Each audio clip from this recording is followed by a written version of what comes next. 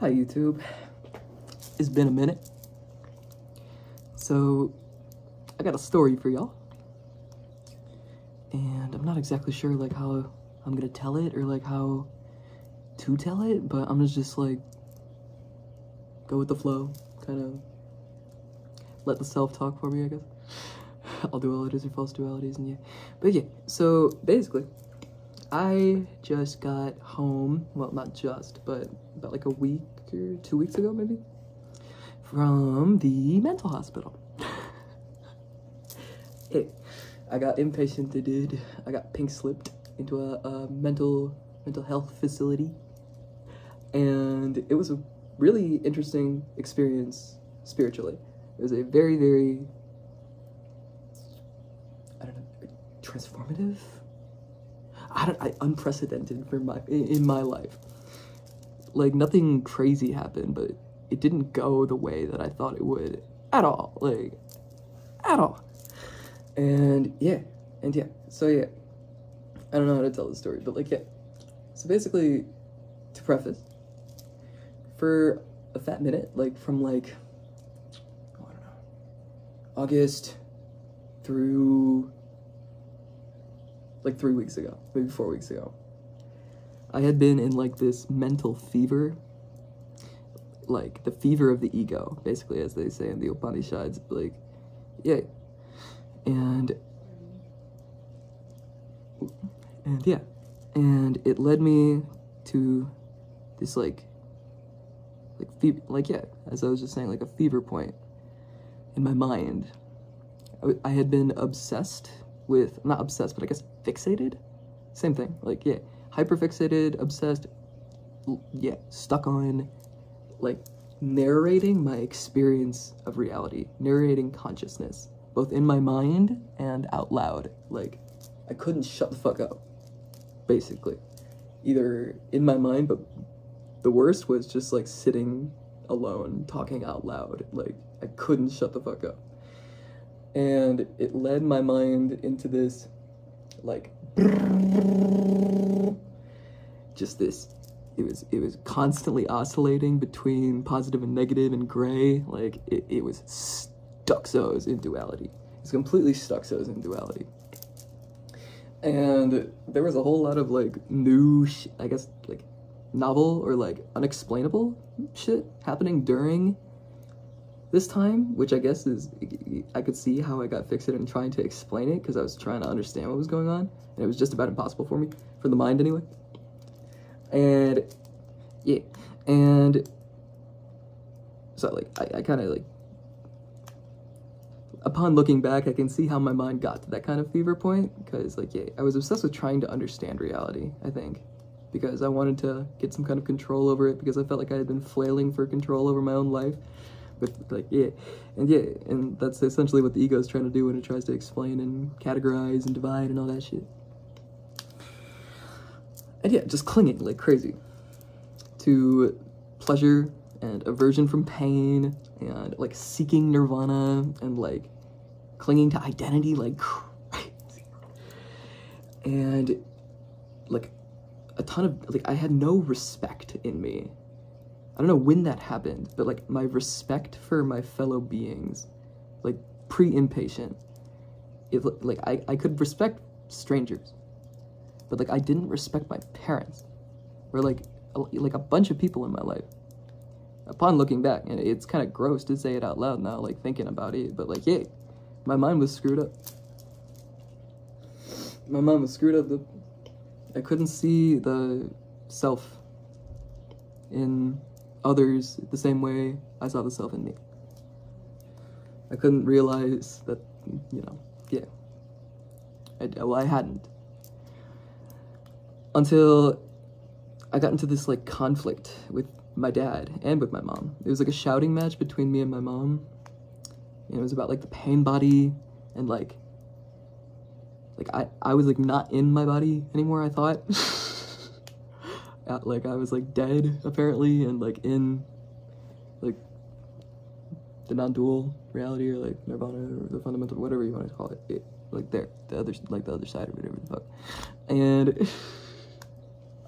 And there are like these voices in my noggin, and my pain body had gotten so huge and so dense that like it couldn't be opened. At least this is how I remember it.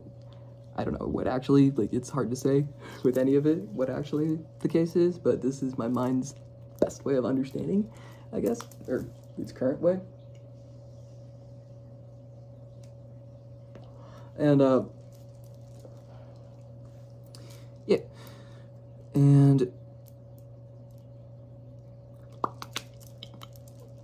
I'm trying to remember what I was talking about. Oh yeah, my mind's best way of, oh yeah. So yeah, basically I got into the details aren't important, but I got into this shouting match with my mom, which I lost my temper. It was my bad, obviously. And yeah. And so yeah. Yeah. I completely admit that. It was, yeah, my ego was the issue. Like, yeah, we understand it. But yeah. The shouting match with my mom escalated, and it became like, it was about the same shit that we had been arguing over, like, every freaking day, for like a fat minute. And the arguments never went anywhere. Like, it was just like pouring gas on the fire, basically, every time it happened. And yeah, and my dad, I guess, was pretty much like done with it. Like, just couldn't take it anymore. And we got into a physical altercation. And nothing too crazy happened, but he basically was just telling me, shut up, shut the fuck up, shut up. Because you can't listen to others when you're always speaking. You can't realize the self if you're always talking. Like, you can't meditate if you're always talking. And like, yeah. And I just couldn't shut the fuck up. And I was causing havoc in all of my relationships. And like, I was living in separateness hell. Like, full-blown samsara, nakara. Yeah, it was like that shit. Life was hell, dude. Well, it oscillated. Like, sometimes it was wondrous and blissful, and I did get to experience nirvana the day before I got impatiented, which was cool. But yeah, there was a whole lot of completely unnecessary conflict, and a whole lot of like just pettiness, and yeah, and an immense amount of it was stemming from my side of things, and like more than I would have liked to admit at the time. At the time, I would have said like, oh, I'm an angel, and it's all my parents' fault and all this shit. Like, I would have completely blame shifted and like, yeah. And yeah, but it was mostly my fault upon looking back. And after some treatment and shit, and some self-reflection, and some journaling and shit, dude, and like, yeah. And some meditation. But yeah, long story short, I told my mom after me and my dad got in a physical altercation to call the police, because it was the first time we had ever gotten in a fight like that, and, well, to that degree. And, I pulled a knife. Well, I don't need to get super, I pulled a knife out to defend myself, and, like, he grabbed the blade and shit, and, like, yeah, we told my mom to call the police. And they came with an ambulance, and they took me to an ER, basically. They talked to my parents, and, like, yeah, nothing, like, there was no charges to press or anything like that. Like, it was all chill, but I got sent, like, gracefully, thankfully, because I initiated the conflict. But yeah, and yeah. So, anyways, I went into the ambulance. I had to, leave a bunch of shit behind. I didn't have my glasses or my phone, and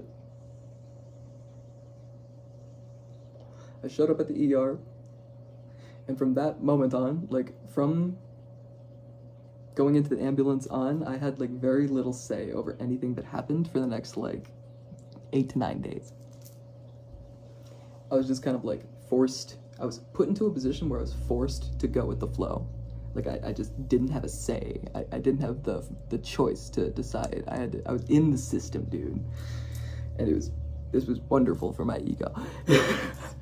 Because I had such a fixation on being the one that was in control of my body and my actions, and like, yeah, and it was a complete self-imposed will, yeah, the exact thing that they warned you against in the freaking Upanishads and the Gita and shit.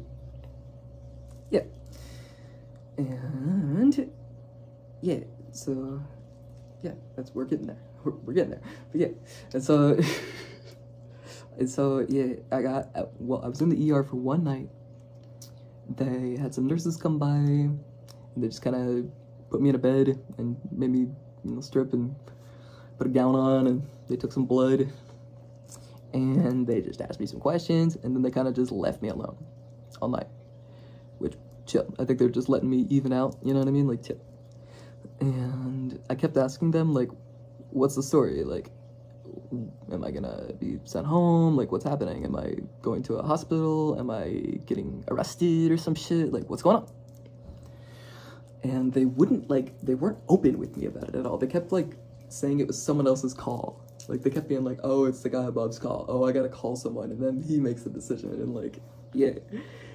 And I just decided, okay, whatever. I'm just gonna close my eyes and try and meditate and shit through this, and, like, do you know what I mean? Like, yeah. Just kind of let it unfold. And shit. And I got pink slipped, which I'm still not super sure what that is, but oh yeah, it's a forced, like, 72-hour stay at a, like, psychiatric facility to be, like, observed or whatever. And so they pink slipped me, and I got sent to this wonderful, like, very beautiful, like, clean, nice facility, not too far away from where I lived. I didn't know where I was at all for days and days, but it ended up not being too far from where I lived. I had no idea. I was, like, at first I was, like, freaked out, obviously, and, like, distraught, and, like, feeling down on myself, and, like, it was, like, a cruel twist of fate and shit, and I was, like, super kind of, like, bummed and, like, self-resenty. Like, I felt like I had gotten myself into this situation, and I felt like I had a lot of blame for my parents at first. But the longer and longer that I was, like I had nowhere to go. I had nowhere to hide, except I had nowhere to hide. It was just me and my thoughts, dude. And the consciousness web and shit. And over time, it was like I was just tired of holding on to, like, any ego about the situation. After a little while, it was like, okay, I have no business, like, being indignant or, like, self-righteous or, like, any of that shit about this, because I was starting to think about it. It was like, I genuinely, like, the thought occurred to me where it was like, maybe it's not a mistake. Do you know what I mean? That I'm in this mental hospital when I was there for, like, the first day. It's like, maybe it's not a mistake. Maybe I think I'm fine, but maybe I'm not fine. Do you know what I mean? And so I decided to, like, give it a try. Like, for realsies. Like, to not fight the experience. I wanted to make sure from the get-go that, like, I wasn't resisting. And I was cooperative. Because I had this phrase echoing in my heart, like, the whole time. Which was, it doesn't make sense to fight for peace.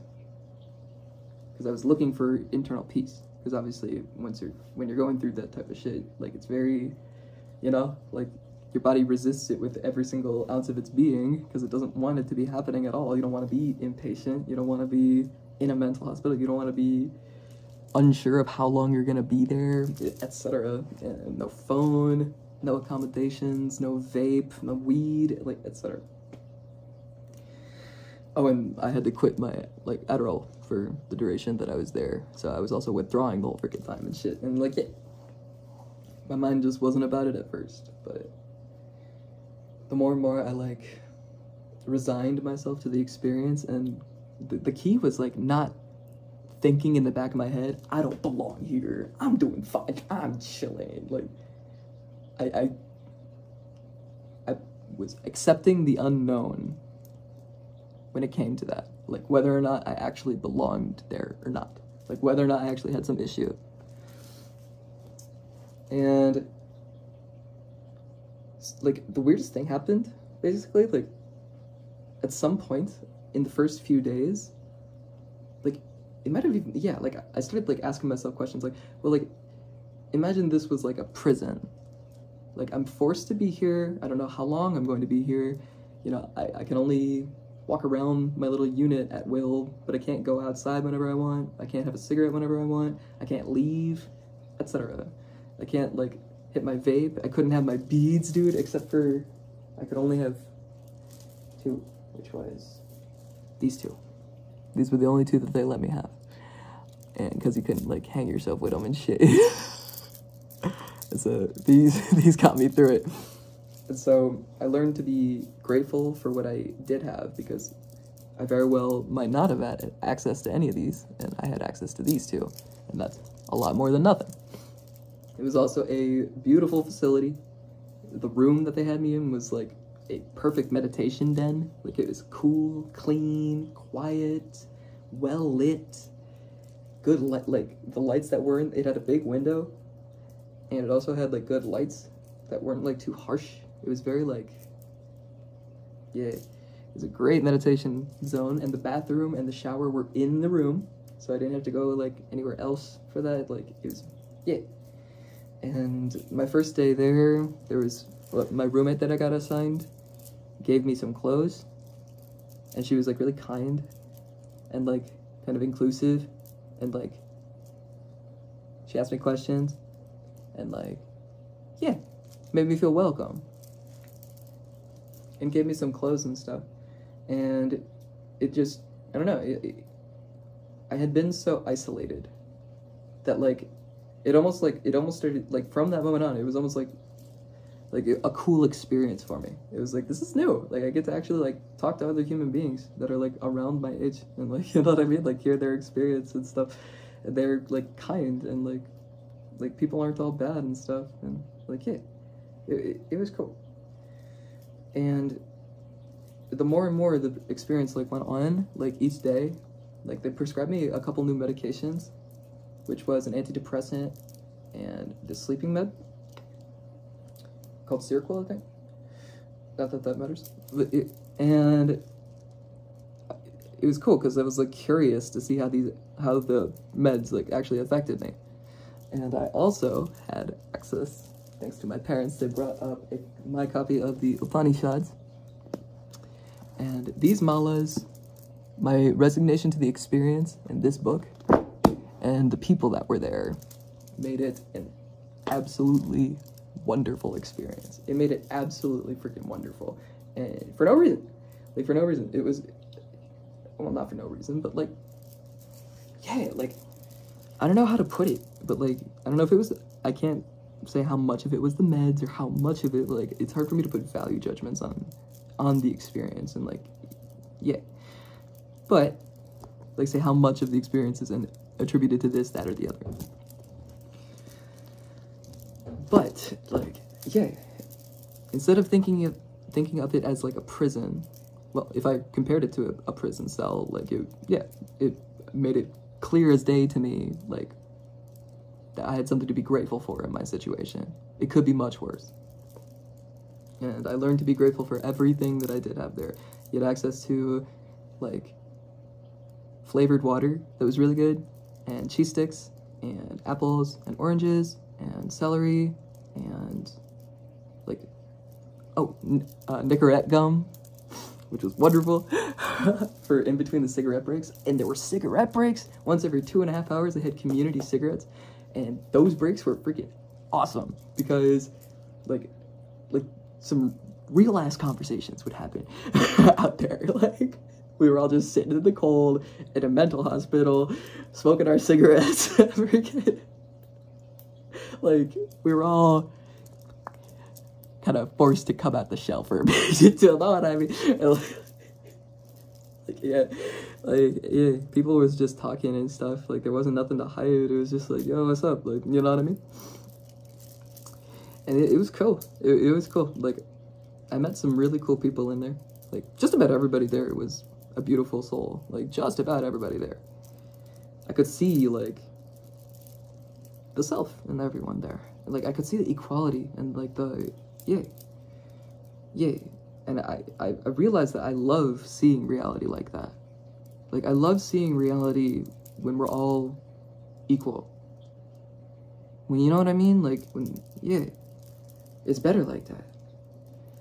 I like it better like that. I don't know if it's better, but I think it, you know, yeah, in love, like just loving all of it without any discernment, like not loving any of it less than any other bit of it. If like as much as you love any of it, the most you love any of it, loving all of it that much. All of it. Both the perceived positive and negative. Like what's the difference, dude? Well, like, you know? And yeah. And yeah, I don't know, it's just, I was there for about 8 days. They told me I only had to be there for 72 hours, but well, that's what they told me at first. But once I got there, they changed it and said some shit like, yeah, but, you know, our average stay is about 5 to 7 days, but however long you stay here just depends on your condition and all that, yeah, etc., which makes sense.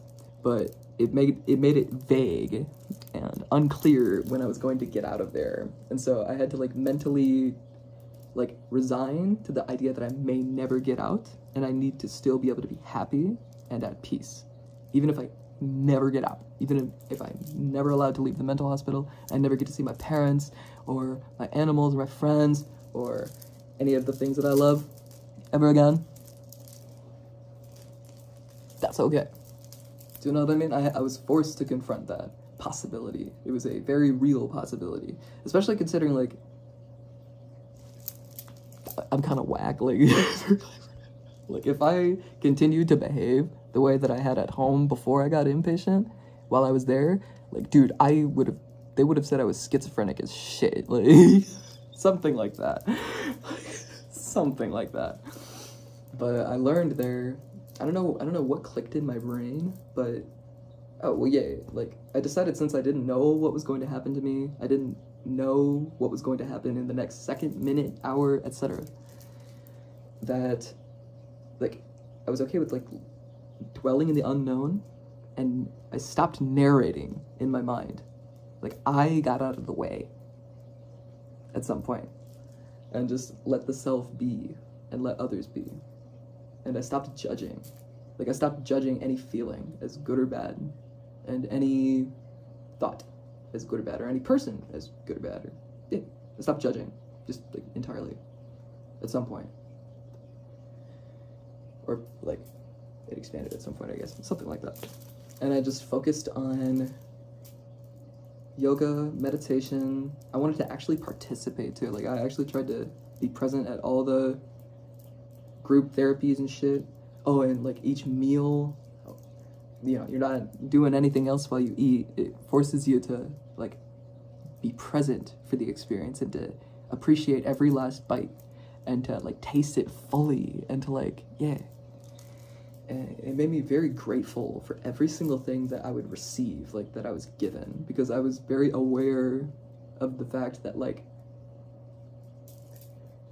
I'm not entitled to anything at all.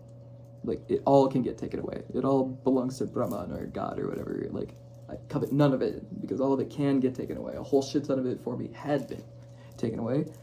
And I realized while I was in there that I had lost nothing at all. I had lost nothing at all. Nothing at all. It was like everything I needed was still there.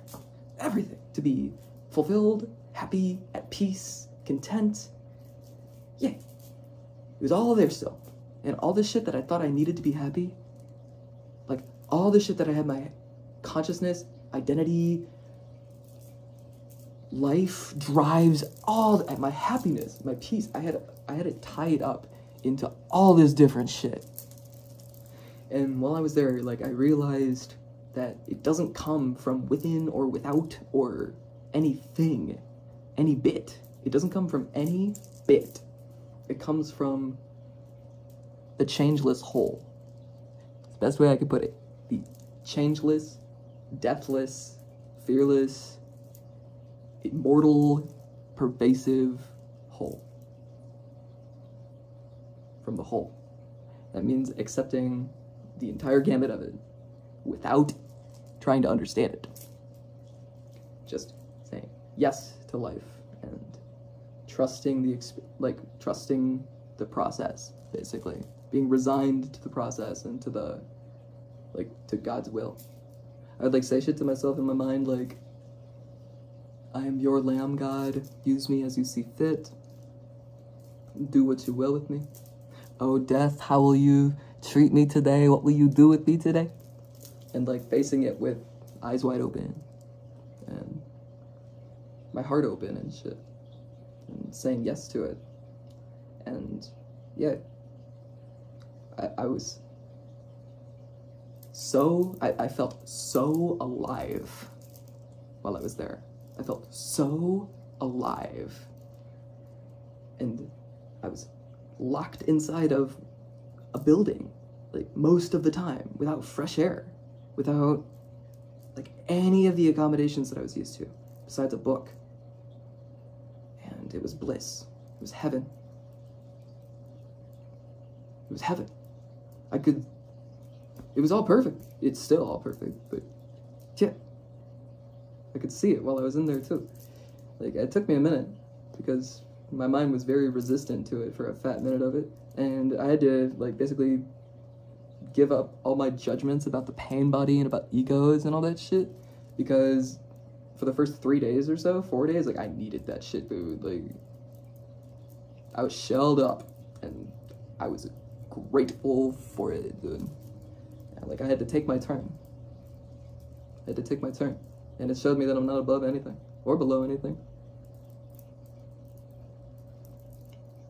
And it taught me not to judge anyone else, too, for going through any of that shit. Or for being like that, or for, you know, scooping some chakras and shit, scooping some energy. It was like, I felt happy to share at some point. Because, like, I felt like if somebody wanted my chakras or wanted to take energy from me, like, maybe that's because I had something that they could use or needed. And, like, it felt good to... It was like a revolving door, basically. I had all my doors open, and I was like... There's this quote in the Upanishads. It's like, when fullness is taken from fullness, fullness still remains. Something like that. Yeah, here it is. It says, all this is full. All that is full. From fullness, fullness comes. When fullness is taken from fullness, fullness still remains. Om Shanti Shanti Shanti, Om Shanti Shanti Shanti, Om Shanti Shanti Shanti. And yeah, I realized while I was there, like, once I read that, it was like, that makes sense. And then I, like, meditated on it, and I could see that even when chakras are swapped or moved or whatever the hecky, however I had it conceptualized, like, the self is still right there the whole freaking time. It doesn't move. Like, it doesn't move, dude. And so it became easy to, like, accept whenever that would happen. At some point, I could barely even freaking tell if it was my chakras or whatever the fuck was it.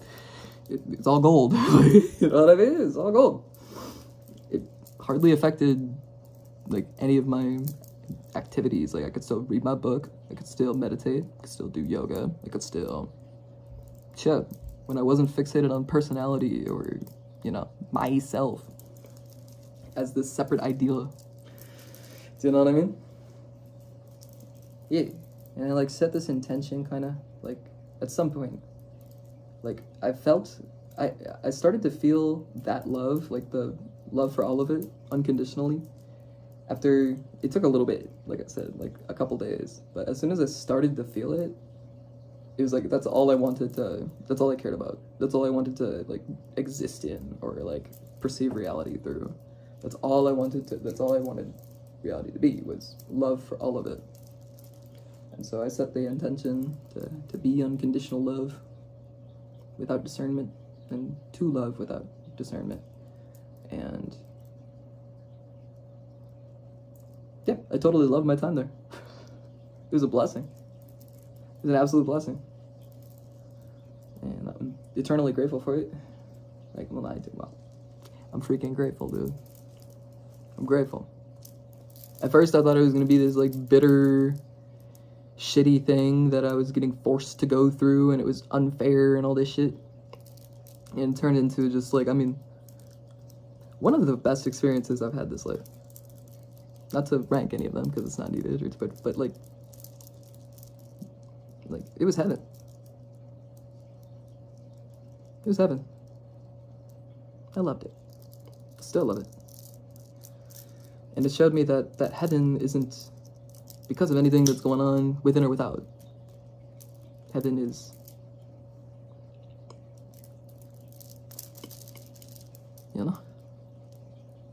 mindset, something like that. A behavioral pattern or something. I don't know. What is heaven? What is the self? It's a state of consciousness. There we go. It's a state of consciousness. I was like, what's the word? It's a state of consciousness. Love is a state of consciousness. That's something I realized while I was there. It's not, love is not something that you do. Love is something that you are.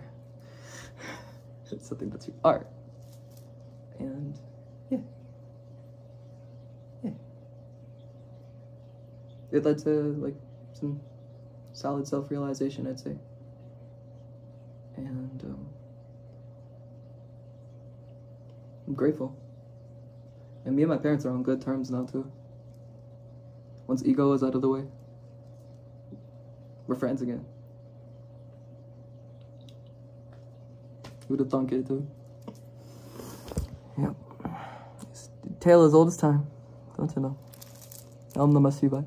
Catch y'all later.